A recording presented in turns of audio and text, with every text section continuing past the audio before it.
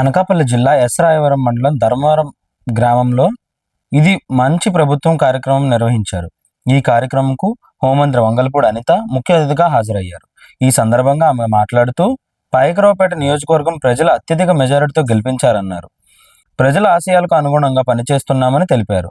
100 రోజుల్లో అభివృద్ధి పాలన ముఖ్యమంత్రి చంద్రబాబు చేసి చూపించారన్నారు. వాలంటీర్లు లేకపోయినా సచివాలయం సిబ్బందే ఇప్పుడు పెన్షన్ ఇస్తున్నారని పేర్కొన్నారు.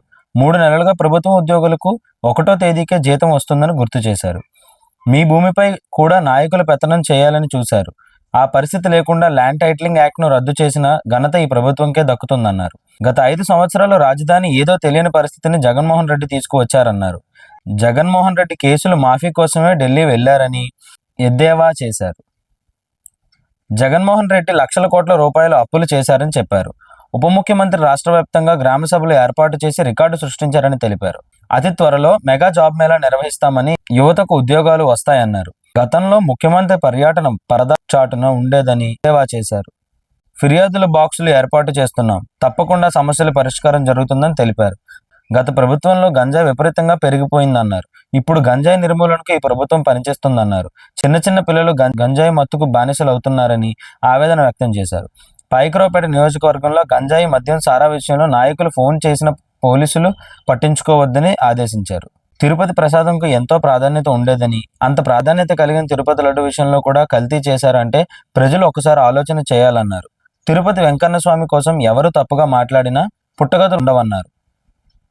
గత ప్రభుత్వం దేవుడితో కూడా వ్యాపారం చేశారని, ఇంతకన్నా విడ్డూరం ఏముంటుందని అన్నారు.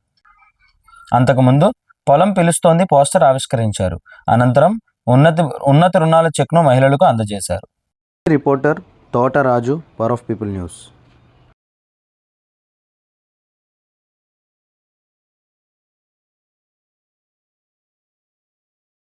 లో 1500 కోట్లు బకాయిలు పెట్టిపోయాడు. చాలా మంది లాస్ట్ లోని మీ ఆరోగ్యశ్రీ ద్వారా చేయమని చెప్పి చేతులు ఎత్తేసారు డాక్టర్లు. మళ్ళా తిరిగి ఈ రోజు వాళ్ళకి 700 కోట్లు బకాయిలు చెల్లించి మళ్ళా తిరిగి ఆ ఎన్టీఆర్ వైద్య సేవని పునరుద్ధరించిన పరిస్థితి కూడా మనం ఈ 100 రోజుల్లో మనం చేసుకోగలిగాం. అదేవిధంగా నీరు చెట్టు అనేసరికి మా నాయకులకు ఊపిరి వచ్చింది ఒకసారి. ఎందుకంటే చాలా మేము 2014-19 టైంలో పూడుకుపోయిన చెరువులను బయటకు తవ్వించాం నీరు చెట్టు పథకం ద్వారా. ఆ పథకానికి డబ్బులు కూడా లాస్ట్ 5 సంవత్సరాలు ఇవ్వక చాలా మంది నాయకులు అప్పుల పాలయ్యారు. దానికి మళ్ళా ఈరోజు సుమారుగా దగ్గర 256 కోట్లు విడుదల చేయడం జరిగింది. ఎందుకు ఇవన్నీ చెప్తున్నానంటే, వెళ్ళిపోయినోడు అప్పులు చేసిపోయాడు. ఎన్ని అప్పులు చేసి వెళ్ళాడంటే లక్షల కోట్లు అప్పులు చేసి వెళ్ళాడు. దేనికి అప్పులు చేశాడు అంటే, పోనీ మీకు ఇచ్చిందేనా, మీకేమైనా తిన్నగా ఇచ్చారా అంటే అది కూడా లేదు. ఈ రోజు పరిస్థితి ఏంటంటే ఆ అప్పులన్నింటినీ తీర్చుకోవడం ఒక ఎత్తు, మీకు మేము ఏదైతే చెప్పామో సూపర్ 6 విధానం బట్టి అవన్నీ కూడా మీకు చేయాల్సినది ఒక ఎత్తు. ఇవన్నీ కూడా చేసుకుంటూ మీ అందరికీ కూడా ఉద్యోగాలు, మీ పిల్లలకు ఉద్యోగాలు ఇవ్వాలి అన్నది, పిల్లలకు ఉద్యోగాలు ఇవ్వాలి అన్న కాన్సెప్ట్ మీద మెగా డిఎస్సి మీద 2వ సంతకం పెట్టిన ఘనత కూడా గౌరవ చంద్రబాబు నాయుడు గారిది. నేను మీ అందరికీ కూడా మాట ఇచ్చాను, మీ అందరికీ కూడా మ్యాక్సిమం మీ పిల్లలకు అర్హులైన వాళ్ళందరికీ కూడా ఉద్యోగాలు ఇప్పించి ఏర్పాటు చేస్తాను. అది ప్రైవేట్ ఉద్యోగమైనా గవర్నమెంట్ ఉద్యోగమైనా అన్నాను. దాని మీద నేను కూడా స్టాండ్ అయి ఉన్నాను. అతి త్వరలోనే ఒక 15-20 రోజుల్లోనే ఇండస్ట్రీ డిపార్ట్మెంట్ వాళ్ళతో మాట్లాడి, మన దగ్గర ఉన్న ఇండస్ట్రీ వాళ్ళందరితో, అదేవిధంగా రాష్ట్ర వ్యాప్తంగా ఉన్న ఇండస్ట్రీస్ అన్నిటితో కూడా మాట్లాడి మన నియోజకవర్గంలోనే ఒక మెగా జాబ్ మేళా కూడా పెట్టేదానికి సన్నద్ధంగా చూస్తున్నాను. మీ అందరికీ కూడా ఈ విధంగా మీ అందరికీ కూడా తెలియజేసుకుంటున్నా.